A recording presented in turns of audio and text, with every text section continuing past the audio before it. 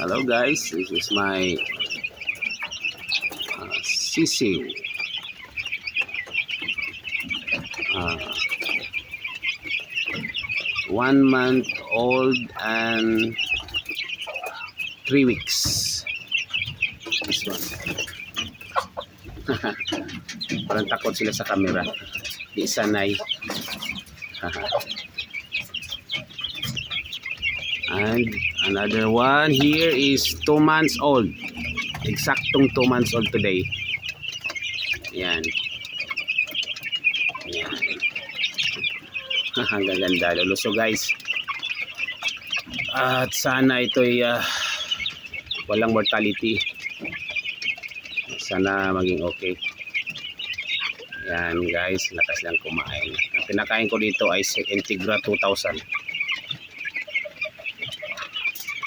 Sakit sa bulsa. At ito yung mga pinapakain ko guys. Ito, Integra 2000 for the 2 months old na chicks. Yan. Yan guys oh. So Integra 2000 yan para sa 2 months old. Ito naman yung broiler chick booster crumbles for 1 day old to 1 month. Yan guys. So napakaganda, mataas ang food protein ito at maganda para sa mga sisiw. Ito yung isang, ito naman ay Gallimax 3. Yan guys, Gallimax 3.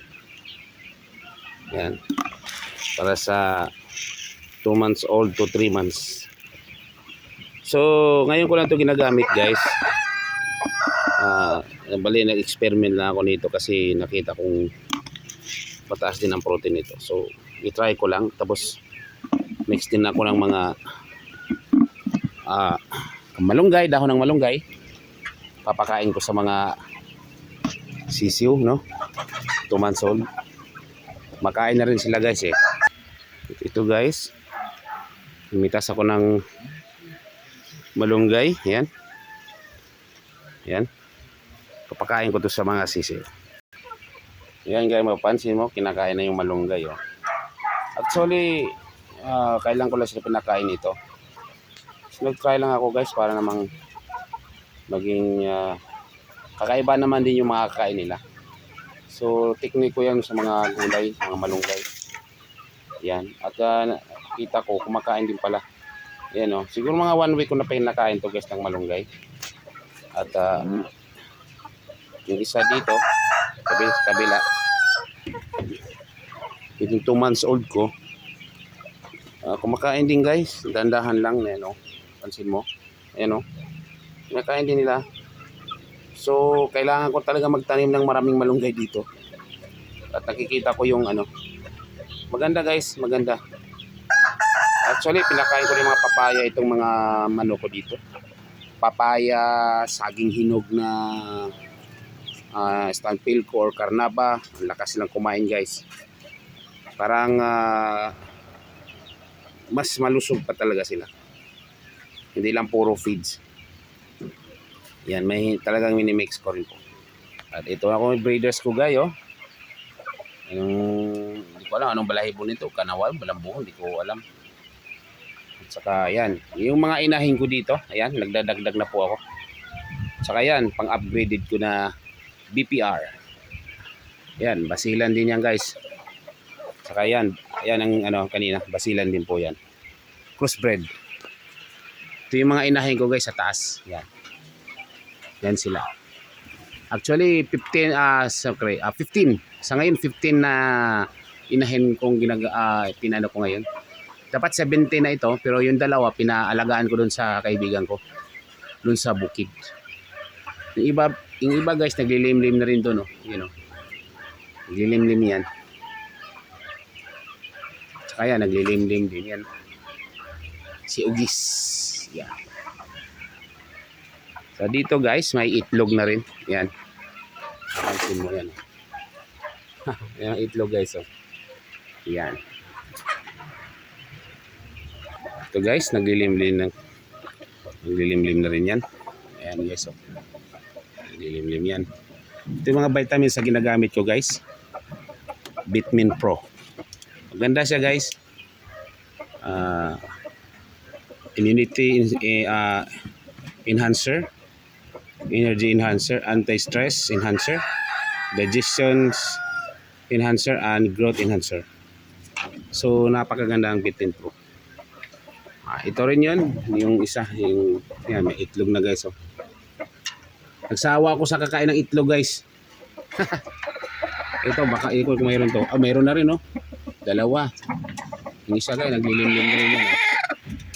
Oh, galit. Ayan. Tingnan natin yung isang puga dito. Malaki ng papaya guys. Yan. Yan. Hinog na naman yan guys.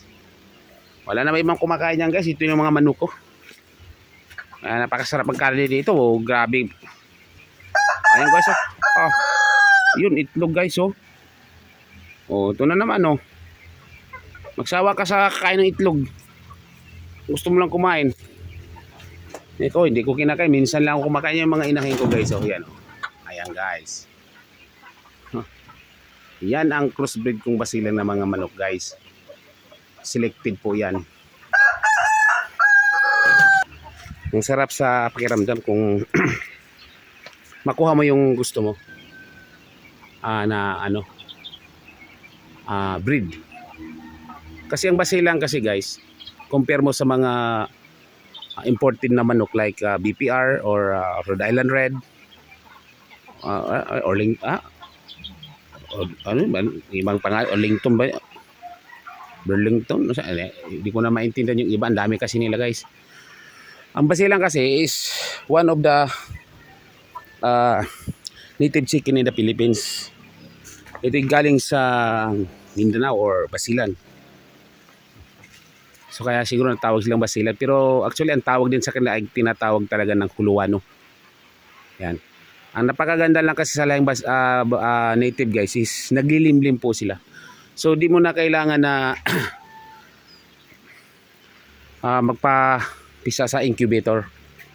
Kasi kusa po silang naglilimlim. Unlike the BPR or Rhode Island Red, mga imported na manok, yung ginagamit sa iba din dyan, hindi talaga naglilimlim po yun. So kailangan mo talaga nang gumagamit ang incubator para may pipisa. Ayan guys, oh, tulad dito yan. Yan, yung mga sinasabi ko mga imported na manok. Yan. BPR yan. Barred mouth rock ba yun tawag ito? Yan. So, kaya napili ko. Nag-try lang ako guys na try ko lang siya na i-crossbreed ko sa native kasi subukan ko yung anak niya kung maglilimlim ba. So talagang nag-experiment pa rin po ako. Yung mga sila guys, oh. Yung mga inahin ko, yan oh. Yan, kita mo guys. So, yan guys, oh. Hello, guys, say hello. Ayan, ayan. Hi roaster. Oh. Yan ang roaster ko guys. Pag hinawakan mo guys, siguro makapati-kilo timbang yan. Ang bigat. Yan guys. Ayan guys, ito lang yung update ko sa ngayon. Sa munting farm ko. Ayan. Saging guys, oh. Laki na. Ayan. Sarap niyan. Ayan ang karnaba, ang tawag nila dito. So dito na lang muna ako guys. Till next video na lang. Salamat sa mga nanood. At magandang hapon sa lahat. Bye.